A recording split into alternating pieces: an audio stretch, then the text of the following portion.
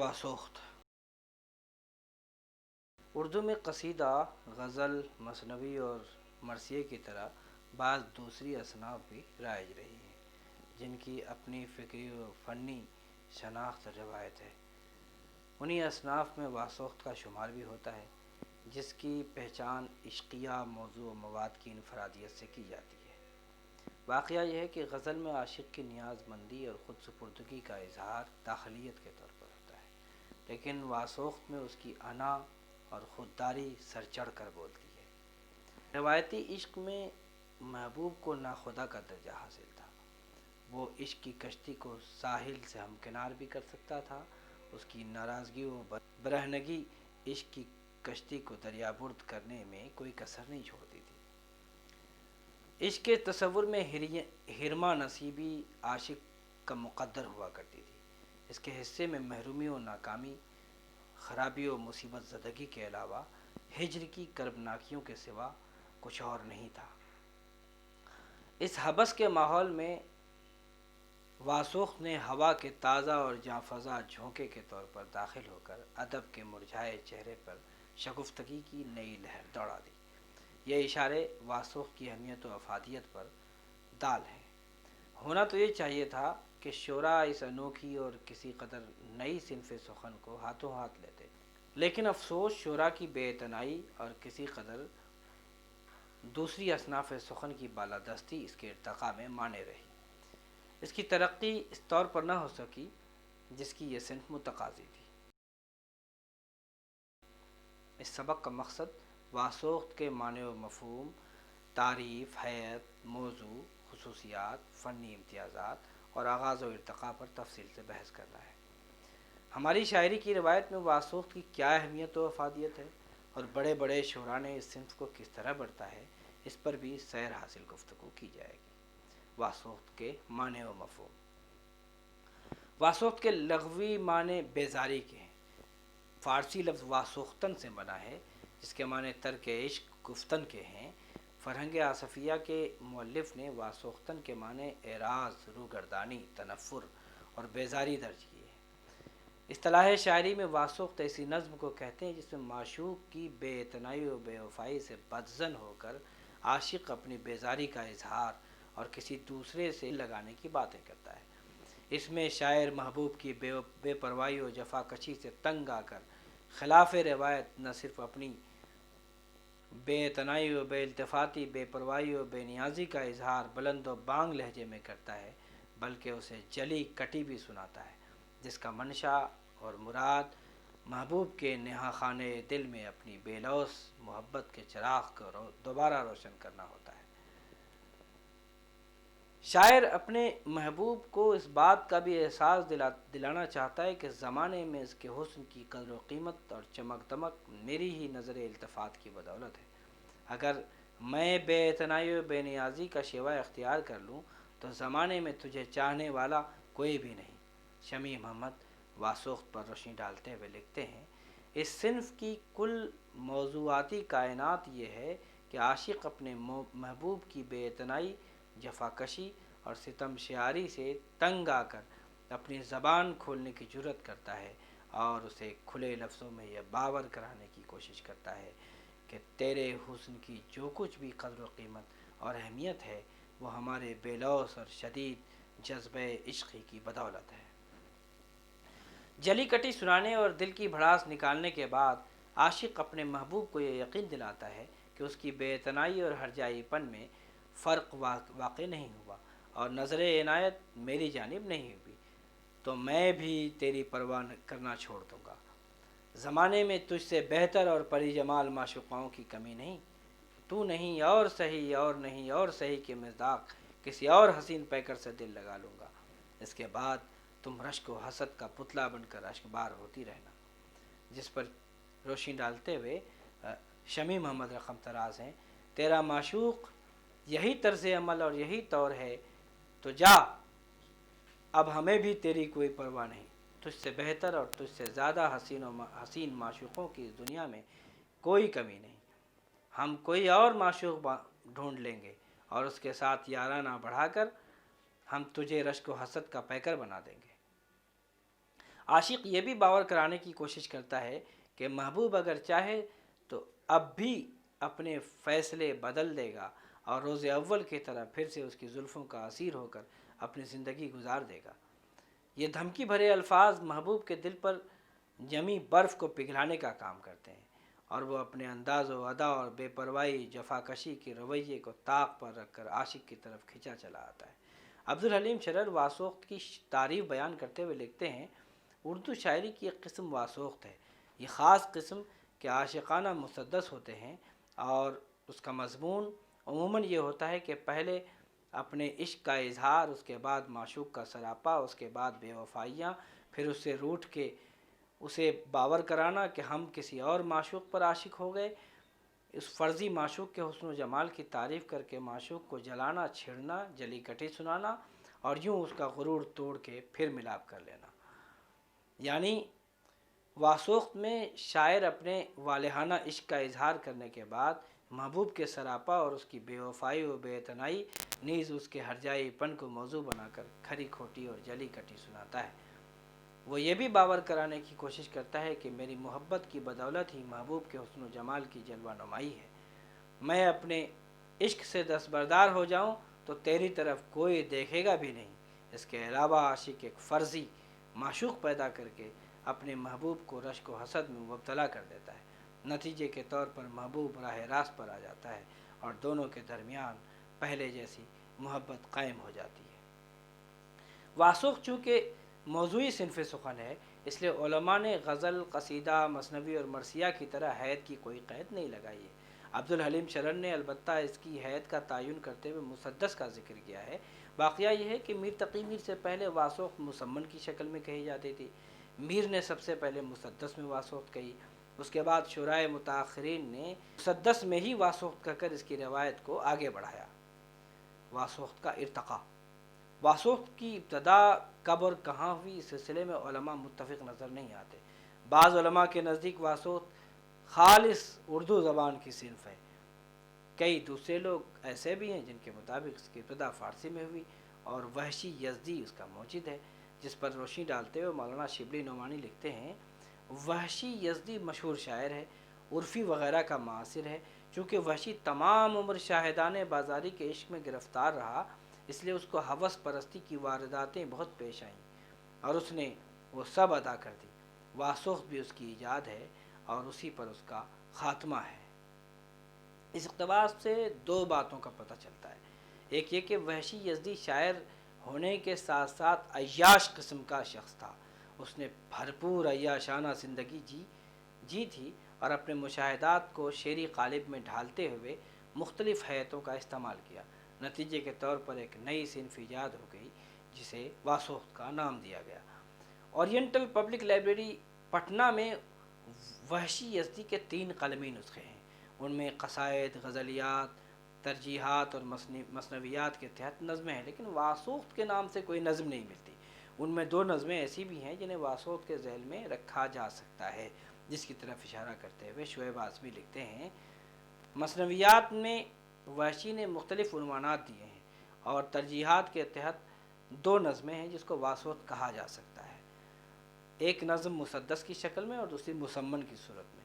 مسدس کا پہلا بند ہے، داستان غم پنہائی من گوش سنید، قصے بے سر و سامان یہ من گوش سنید۔ وحشی کے علاوہ کسی دوسرے شاعر کے کلام میں یا دیوان میں اس عنوان کے تحت کوئی لفظ ملتا ہے۔ اس طرح واسوخت کی ایجاد وحشی یزدی کی شعوری کوشش نہیں بلکہ خود رو پودے کی طرح ان کے ہاں اگ آئی تھی، جس کا خاتمہ بھی ان کی ذات کے ساتھ ہی ہو گیا۔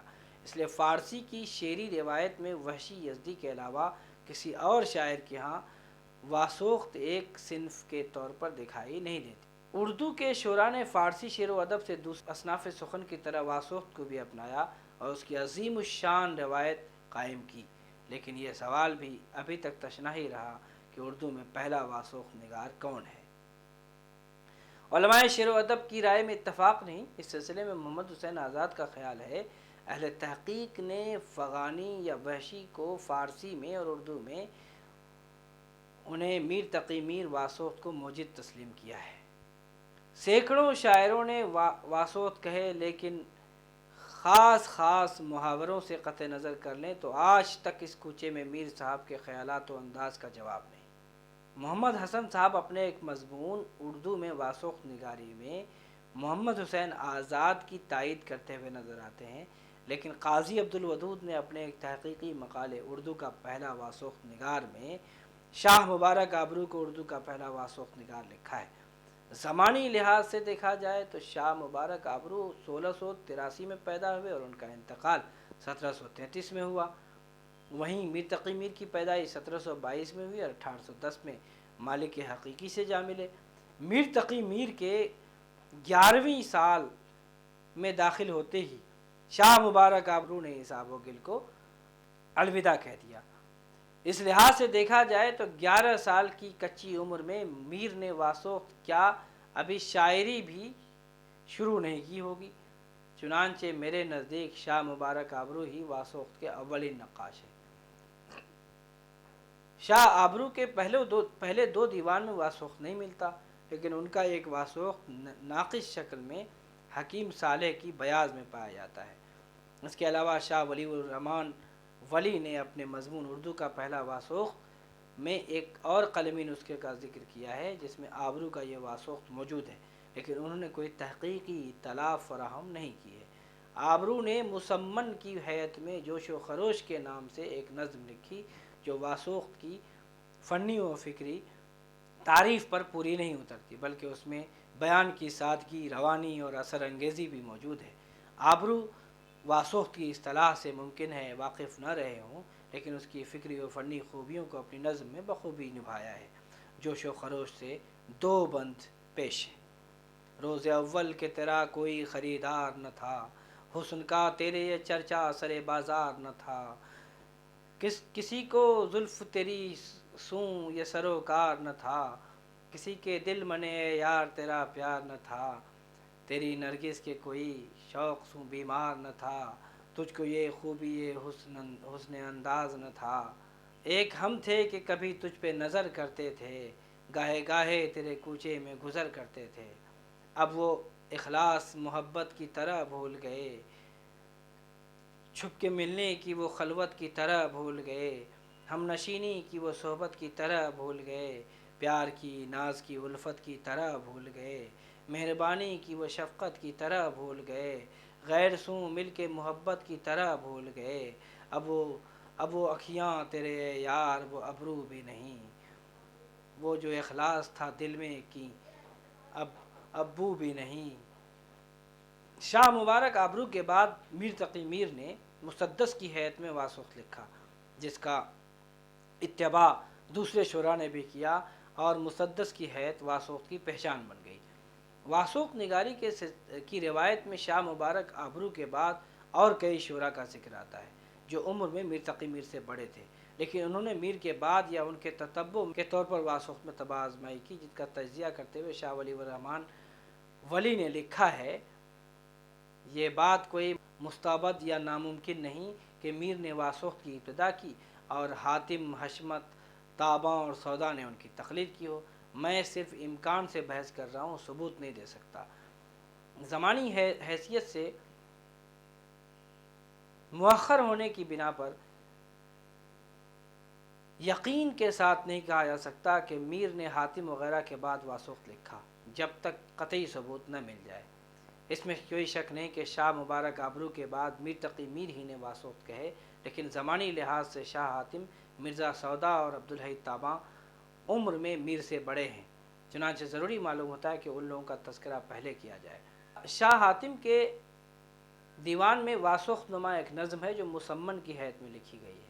इसमें वासोख्त की फ़िक्री खुसूसियात, शिकवे शिकायत, महबूब का हरजाईपन और आशिक की बेइतनाई व बेजारी की शक्ल में ज़ाहिर होता है।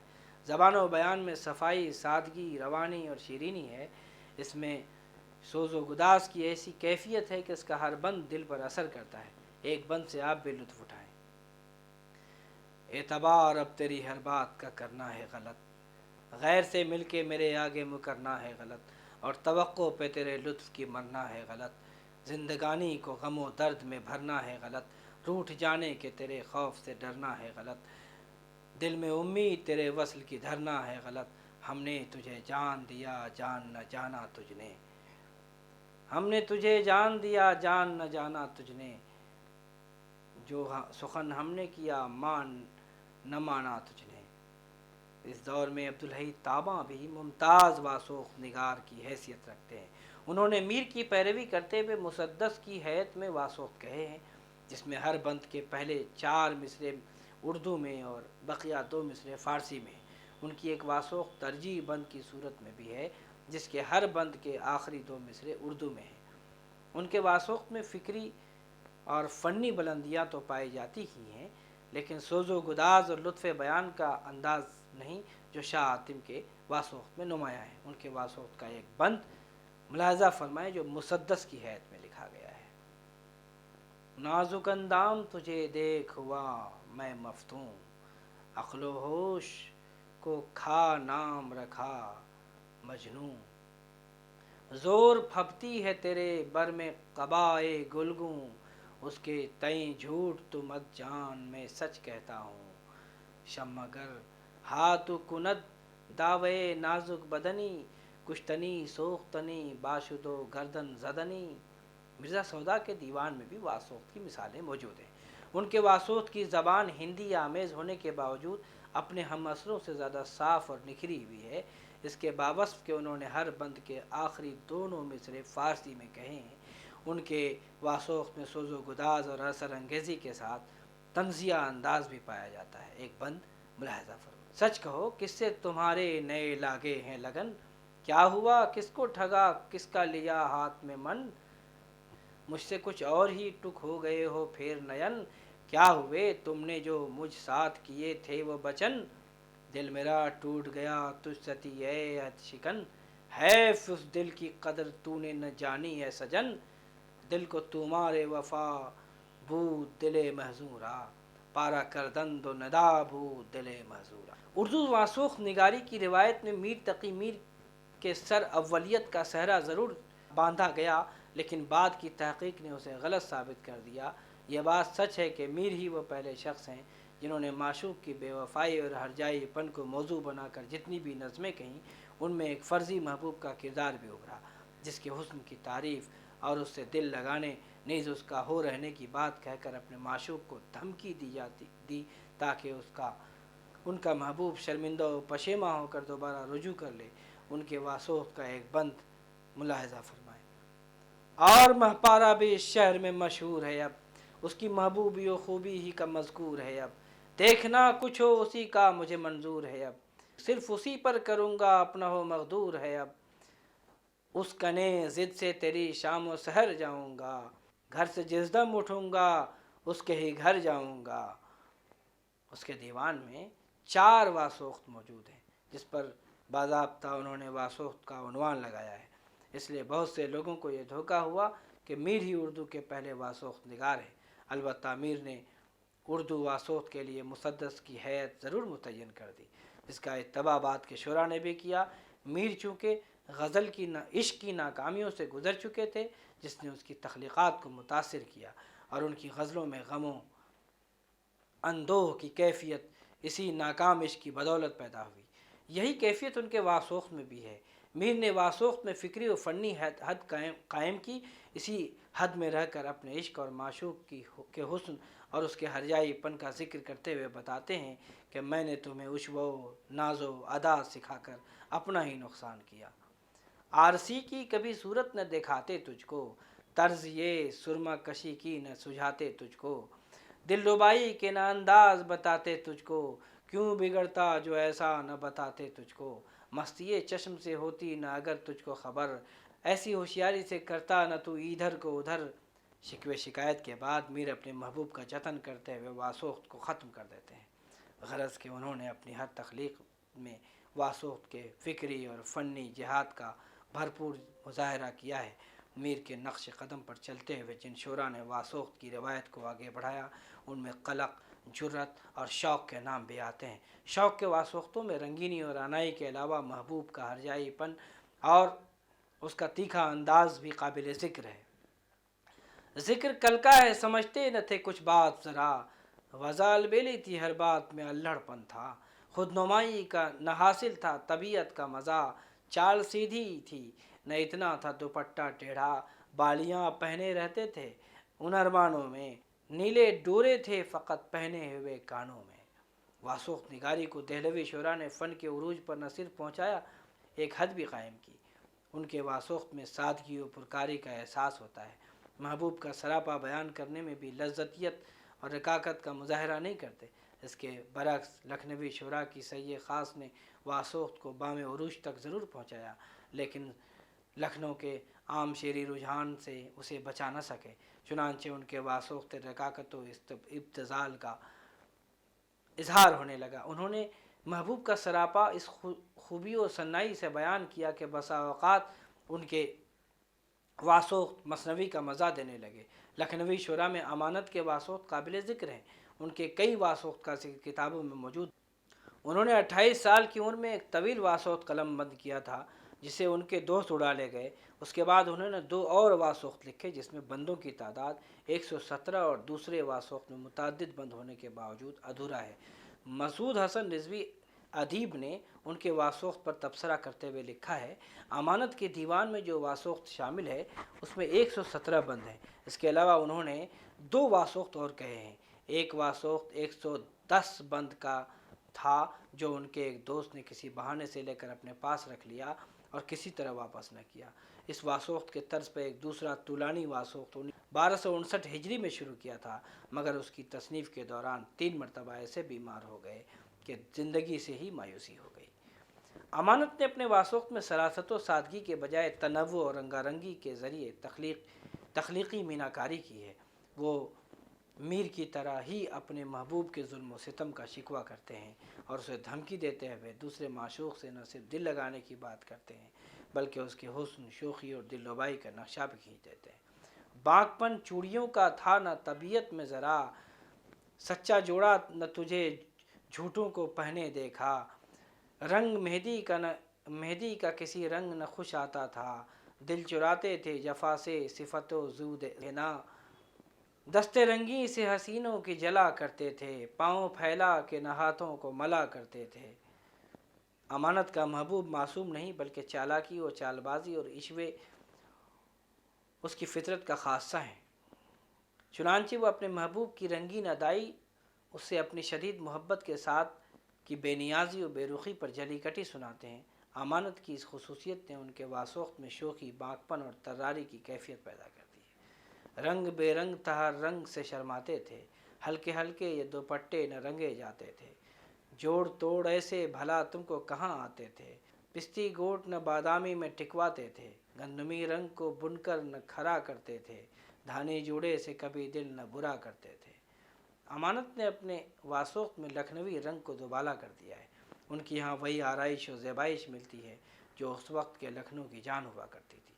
واسوق نگاری کے بجھتے چراغ کو امیر مینائی نے کچھ دیر تک ضرور روشن رکھا۔ انہوں نے اپنے واسوق میں عشق کی تعریف، عاشقی، محبوب کی تعریف، محبوب کی بے وفائی، اس کے ظلم و ستم، گلے شکوے، دوسرے محبوب کی تلاش اور اس سے وصل کی باتیں کہہ کر محبوب کو لبھانے کی ہر ممکن کوشش کی ہے۔ ان کے واسوق فنی سطح پر کھرے اترتے ہیں لیکن طوالت نے اثر انگیزی میں ضرور سیندھ لگائی ہے۔ ان کے 2 بند آپ بھی ملاحظہ کریں۔ پہلے بند میں وہ محبوب کے حسن و جمال کو خوبصورت تشبیہات و استعارات کے ذریعے اجاگر کرتے ہیں اور دوسرے بند میں محبوب کو راہ وفا پر لانے کے لیے دوسرے محبوب کو حربے کے طور پر استعمال کرتے ہیں۔ ملک آیا ہے کہ اتری ہے فلک سے کوئی حور، یا پری قاف سے آئی میری آنکھوں کے حضور، ہے ستون پر یہ ہوا جلوہ شیریں کا ظہور، دیکھنا قیس کا لیلی کو ہوا یہ منظور، زہرا انی کے قمر برج قمر سے نکلا، دوسرا مہر جہاں تاب کدھر سے نکلا۔ امیر مینائی کے بعد واسوق فیض احمد فیض نے غزل کی حیث میں لکھا جس میں واسوق کی تمام خصوصیات پائی جاتی ہیں، البتہ الفاظ کا تخلیقی استعمال اور فکر کا انوکھا انداز ان کے واسوق کو روایت سے کسی قدر منفرد کر دیتا ہے۔ ان کے ہاں محبوب کا روایتی تصور بھی نہیں، چنانچہ ان کے واسوخت میں آرائش قد و گیسو کے بجائے دار و رسن کی آزمائش کی بات ہے۔ چند شعر دیکھیں۔ سچ ہے ہمیں کو آپ کے شکوے بجا نہ تھے، بے شک ستم جناب کے سب دوستانہ تھے۔ ہاں جو جفا بھی آپ نے کی قاعدے سے کی، ہاں ہم ہی کار بندے اصول جفا نہ تھے۔ آئے تو یوں کہ جیسے ہمیشہ تھے مہرباں، بھولے تو یوں کہ گویا کبھی آشنا نہ تھے۔ گو داد غم ہمیں نے طلب کی برا کیا، ہم سے جہاں میں کشتے غم اور کیا نہ تھے۔ گر فکر زخم کی تو خطاوار ہیں کہ ہم، کیوں محوے مدح خوبیے تیغ ادا نہ تھے۔ ہر چارہ گر کو چارہ گری سے گریز تھا، ورنہ ہمیں جو دکھ تھے بہت لادوا نہ تھے۔ لب پر ہے تلخیِ مے ایام ورنہ فیض، ہم تلخیِ کلام پہ مائل ذرا نہ تھے۔ فیض احمد فیض کے بعد واسوخت کا چراغ بجھ گیا۔ یہ عظیم الشان صنف جس میں امکان کے بہت سے دریچے روشن تھے، تذکروں اور بیاضوں کی زینت بن کر رہ گئی۔ زمانہ جدید جسے سائنس اور ٹیکنالوجی کی نئی نئی ایجاد نے اپنے چنگل میں جکڑ کر عشق کے سابقہ تصور کو بدل کر عاشق و معشوق کے کردار کو مسخ کر دیا ہے، چنانچہ اب اس صنف شاعری کے احیاء کا کوئی امکان نظر نہیں آتا۔ خلاصہ یہ ہے کہ واسوخت میں عاشق معشوق کی متلون مزاجی، کج ادائی اور ہرجائی پن سے تنگ آ کر اس کو جلی کٹی سناتا ہے، اور غم و غصے کے عالم میں کسی دوسرے معشوق سے محبت کرنے کی دھمکی دیتا ہے۔ معشوق اس سے سراسیمہ ہو کر اس نو عاشق سے قول و قرار کرتا ہے، اور اس طرح عاشق و معشوق کے درمیان صلح و صفائی ہو جاتی ہے۔ اردو میں واسوخت مختلف حیتوں میں لکھے گئے، جیسے مسدس، مسمن، ترکیب، مخمس، غزل وغیرہ، لیکن مسدس اور مسمن کی حیت میں ہم کو واسوخت ذرا زیادہ ملتے ہیں۔